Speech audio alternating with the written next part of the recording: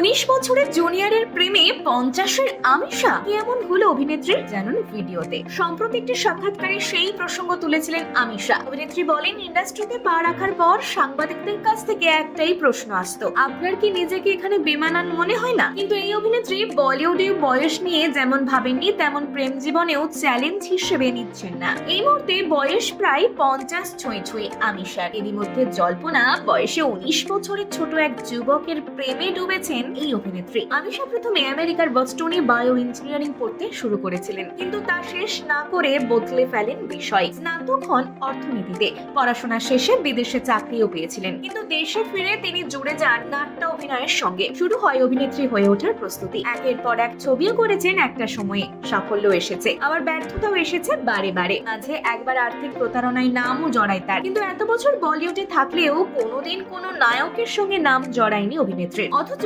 এবার তাকে দেখা গেল দুবাইয়ের এক শিল্পপতির সঙ্গে, যার নাম নির্বাণ বেলা। সম্প্রতি একটি পোস্ট শেয়ার করেছেন আমিষা। সেখানে দেখা যায় আমিষাকে বাহু ধরে আঁকড়ে রেখেছেন নির্বাণ। ছবিটি পোস্ট করে অভিনেত্রী লেখেন, আমার ডার্লিং এর সঙ্গে সুন্দর একটা সন্ধ্যা। পাল্টা নির্বাণও লেখেন ডার্লিং। আর তাতে শুরু হয়ে গিয়েছে গুঞ্জন। তবে কি সম্পর্কে সিলমোহর দিলেন দুজনে? যদিও নির্বাণ এবং আমিষার বয়সের পার্থক্য অনেকটাই।